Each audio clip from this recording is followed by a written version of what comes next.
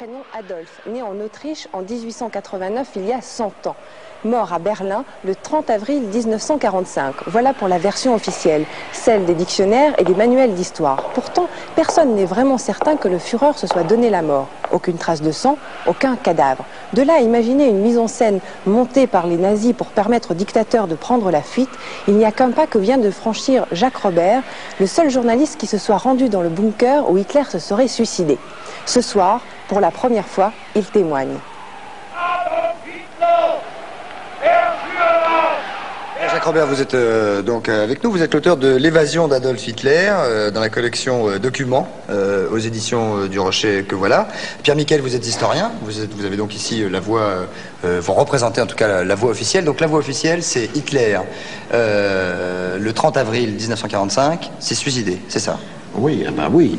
Enfin, je ne représente pas de voix officielle. Hein. Le propre de l'historien, c'est de chercher dans le domaine de l'histoire et donc de ne pas tenir pour officiel des vérités.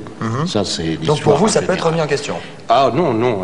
Moi, je ne suis pas de cet avis. Hein. Mais bon, je vous dis, un historien n'est jamais un historien officiel. C'est un historien tout court, voilà. Bon, vous êtes historien tout court.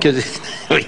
Alors, la mort d'Hitler, vous l'avez rappelé, c'est le 30 avril. Il se passe que les combats de rue commencent dans Berlin la veille, le 29, qu'à cette date, depuis déjà plusieurs jours, les Russes et les Américains ont fait leur jonction et que donc la bataille est virtuellement gagnée, que Henry C., qui est le général sur lequel compte Hitler, qui dispose de 2 divisions et qui se bat quelque part avec ces 2 divisions, vient d'être battu, c'est-à-dire que le général Henry C., Hitler ne peut pas compter sur lui.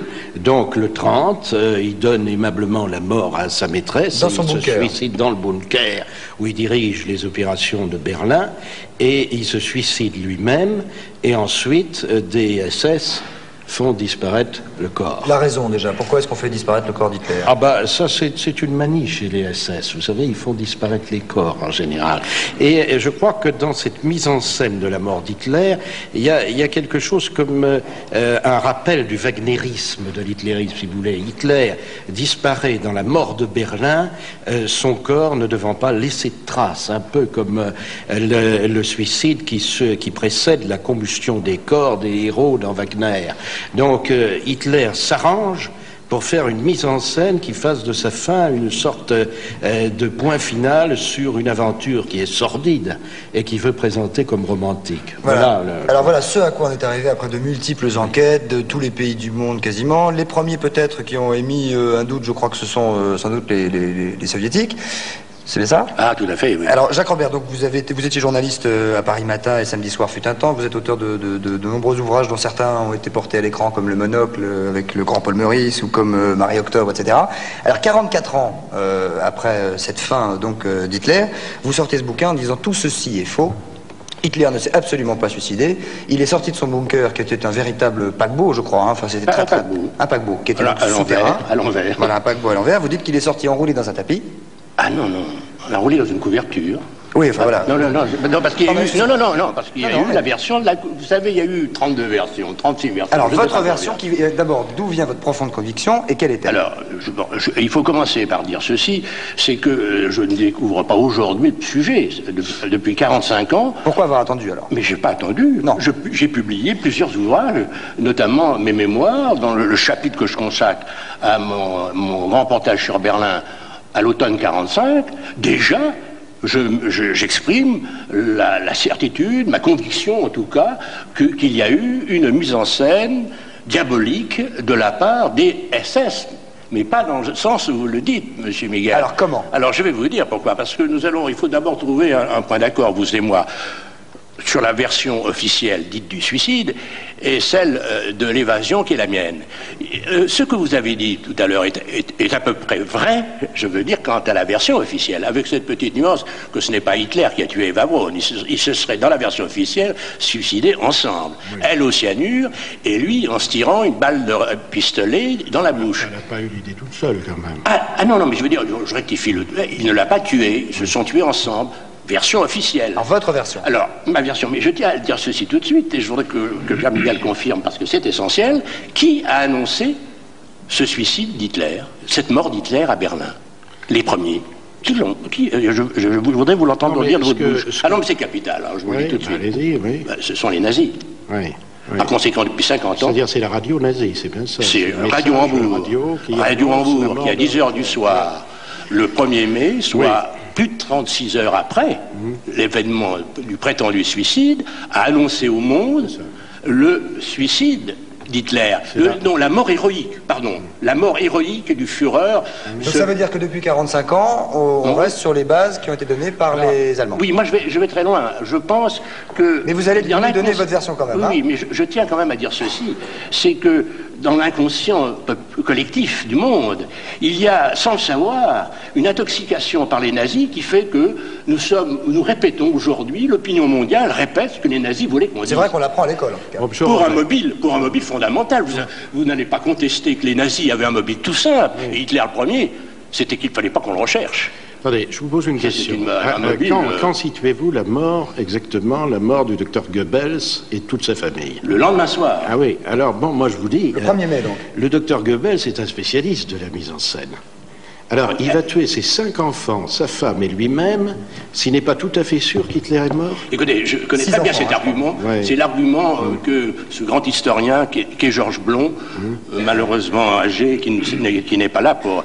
qui, lui, a cru à la thèse du suicide très longtemps, mais qui lui-même a reconnu auprès... Quelle est votre version? Alors, ma version, 2 points. Ou alors votre version. Comment? Votre version. Moi, je préférerais plutôt votre version. Eh bien, alors allons-y pour ma version. À moins qu'il nous donne sa version. Je vais dire ma version. Je vais vous la donner, ma version. Ma version, c'est qu'il y a eu une mise en scène faite par un groupe de conjurés autour d'Hitler, qui comprenait, je donne les noms, le cerveau d'opération qui, à mon avis, est l'extraordinaire architecte du Troisième Reich, qui était Albert Speer, l'amiral de Nils, le deuxième Führer. Dont vous dites dans votre bouquin d'ailleurs qu'Hitler et lui ont eu un véritable coup de foudre. Je parle d'une liaison passionnelle, quasiment amoureuse. Oui, ça c'est vrai. Bon, voyez-vous, là il y aurait beaucoup de choses à dire, mais soyons... Ma version. Alors ma version... Attendez, qu'est-ce qu'il y aurait beaucoup de choses à dire Hitler Non, toute l'histoire des relations... Parce qu'on a beaucoup parlé d'Eva Braun, on n'a pas beaucoup parlé des liaisons passionnelles entre Hitler et son architecte. Eh bien, on a eu tort, parce qu'il y a eu entre ces deux hommes quelque chose qui a été... qui avait un caractère passionnel au point qu'à la fin, comme toutes les passions funestes, après s'être beaucoup aimés, ils se sont beaucoup haïs, et l'un et l'autre ont cherché à tuer l'autre. Nous baignons là dans un climat shakespearien certain de l'apocalypse finale. Je reviens à ma version. Donc, Speer, de Nils, Bormann et Goebbels, pour parler des principaux, mais ils n'étaient pas très nombreux, ont simulé un suicide par un coup de feu qui a été tiré alors que Hitler venait de faire pour la 2e fois des adieux incompréhensibles, mais j'explique dans mon livre pourquoi et comment il y a eu 2 cérémonies d'adieu. Ça fait partie de la mystification finale. Et alors, après s'être tiré une balle à blanc dans le plafond où vous voudrez, il s'est enveloppé, laissez-moi finir ma version s'il vous plaît, il s'est enveloppé dans une couverture. Et savez-vous pourquoi? Parce que normalement il aurait dû simuler un suicide au cyanure. Parce qu'il avait la maladie, je crois, de Parkinson. Non, pas Parkinson. Non, c'est que depuis l'attentat il avait quelque chose qui ressemblait à la maladie de Parkinson, mais ce n'était pas le contraire. Il a tremblé très violemment. Donc il ne pouvait pas faire le mort. Il ne pouvait pas faire le mort. Exactement. Et à ce moment-là, il a l'idée, lui, ou en tout cas ses complices, du coup de revolver dans la bouche, qui va permettre de justifier un enveloppement dans une couverture, qui va donc permettre la sortie... Pour dire qu'on ne peut pas le montrer défiguré. Et tous les 33 témoins du bunker, car il y a 33 personnes dans le bunker à un moment où cela se passe. Des témoins qui n'ont pas vu Hitler mort, qui ont vu passer un corps sous une couverture et qui ont dit, on leur a dit, les Russes après leur ont demandé à tous ces hommes, à tous ces assistants. Avez-vous vu? Avez-vous vu Hitler? Ils ont dit, on l'a reconnu à son pantalon. Ah oui, c'est un peu léger. Hein? C'est un petit peu léger. Oui, mais c'est que voulez-vous? Ça, c'est... La version officielle a si peu de preuves pour pouvoir laisser passer c'est ce qui semble au départ des sornettes. Non, je dis au départ. Ça, c'est la version officielle, monsieur, que je suis en train de dire. Non, mais la version officielle, c'est qu'il s'est suicidé. Alors, est-ce que la version officielle, est-ce qu'il y a si peu de preuves à l'appui de cette version officielle pour qu'on puisse laisser libre cours à des interprétations différentes? Il n'y a pas de témoins à l'acte même du suicide. Il y a des témoins à la sortie et il y a des témoins à l'incinération. Ah, qui? Je voudrais que vous me citiez les noms. Enfin, bon, peut-être pas des témoins directs, mais... Voilà, vous comprenez? C'est sérieux, il faut être sérieux, n'est-ce pas? Alors moi, je vais vous donner quelque chose. Il nous reste 2 minutes. Alors je vais vous dire, mes 2 dernières minutes, je pense à la preuve incontournable du non-suicide. D'après le seul témoin, ce fameux témoin qu'il faut écouter, puisque c'est sur lui que s'est établie la source officielle du suicide, c'est Linge, le valet de chambre. Il nous dit, ce valet de chambre, capitaine SS, que Hitler s'est tué avec son pistolet d'ordonnance. Il donne le modèle. C'est un 7,65, hein, je crois. C'est un 7,65 Walter Special Police.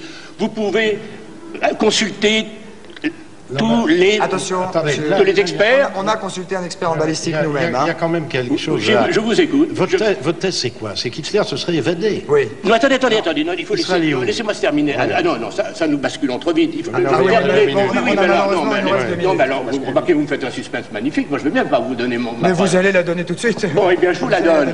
Je suis descendu dans le bunker. Je suis le seul occidental à être descendu. Le seul journaliste. Je n'ai pas vu l'ombre d'une goutte de sang. Les experts, et y compris le vôtre, je suis prêt à le rencontrer. J'ai téléphoné à Gastine Rennette pour avoir une confirmation ce soir. Vous entendez, Gastine Rennette, vous savez qui c'est? Oui, mais ne me regardez pas comme ça. Si, parce que... Non, parce que vous m'avez opposé un expert que je ne vois pas. Et moi, je vous dis que si vous vous tirez une balle dans la bouche, si moi je me tire dans la bouche, si moi je me tire dans la bouche, je me suicide devant vous, avec un Walter, une puissante arme de cet ordre, ma tête éclate et les salives de sang giclent sur ce bureau. J'ai été dans le bureau d'Hitler, je n'ai pas vu les salives de sang.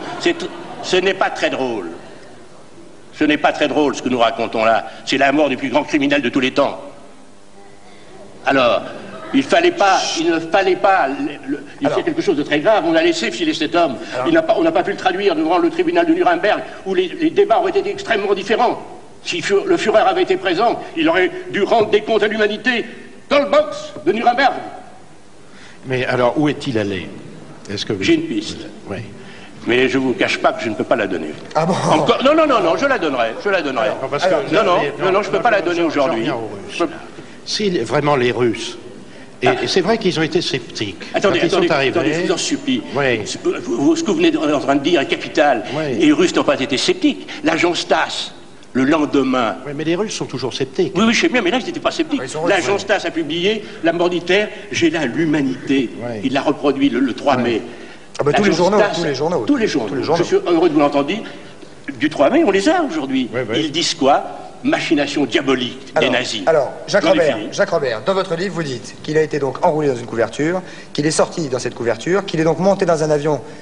Je dis pilote, je dis l'avion. Piloté par une aviatrice vivante après la guerre. Oui. Qui a dit quoi? Qui a été arrêtée par les Américains, interrogée pendant 1 an par les Américains qui voulaient lui faire dire où elle l'avait tombé. Vous savez, je ne découvre pas tout ça. Les Russes ont été convaincus, nous venons de le voir. Alors, il serait allé où? Il serait allé à Hambourg. À Hambourg, ça. Et Hambourg, il serait allé dans un sous-marin. Dans un sous-marin. Vous savez que la base d'Hambourg avait des escales sur l'Atlantique. Et expliquez-moi pourquoi, Père Miguel, expliquez-moi pourquoi la poche du Royan n'est pas tombée le jour de la capitulation des armées allemandes. Pendant 15 jours, cette escale... On est dans le domaine de l'imaginaire. C'est d'ailleurs la raison. Vous savez que le dernier chapitre... Vous avez dans le même registre, vous avez Napoléon a-t-il été assassiné par les Anglais, vous avez Napoléon est-il parti en Amérique dans un sous-marin, vous avez... Alors, sur Louis XVII a-t-il été... Il y a des grandes énigmes de l'histoire. Est-ce que Jeanne d'Arc a bien été brûlée à Rouen? On peut se demander si... Non, mais je pose seulement la question. Est-ce que l'histoire énigme est encore de l'histoire? Elle est, bien entendu, c'est la grande question, vous avez raison de la poser, mais les historiens ne peuvent pas ignorer l'énigme. Ah, non, mais écoutez, quand même, la mort d'Hitler... Alors je vais vous dire, je croirais à la mort d'Hitler. Il s'est trouvé qu'à l'époque où j'étais grand reporter, j'ai fait plusieurs grands scoops. C'est moi qui ai retrouvé Céline, c'est moi qui ai retrouvé l'homme qui a abattu Mussolini, et je suis le seul à détenir ce document. C'est quoi? C'est le cadavre de Mussolini sur la table d'autopsie. Quand je verrai cette photo d'Hitler dans cet état-là, je croirai à la mort d'Hitler. C'est bien que c'est impossible puisqu'on l'a brûlé. C'est vous qui le dites. Alors, attendez. C'est vous qui le dites. Pourquoi est-ce qu'Hitler ne serait pas réapparu? Parce que le but, quand même, c'était pas qu'il se terre dans un coin. Vous savez, la mort d'Hitler a pu être rapide après. C'était pas un homme en si bonne santé. Pour vous, il s'est enfui, c'est clair. Pour moi, il ne s'est pas tué Berlin. Très bien. Si vous voulez en savoir plus, mesdames et messieurs, bien entendu, c'est dans L'évasion d'Adolf Hitler, un bouquin signé Jacques Robert.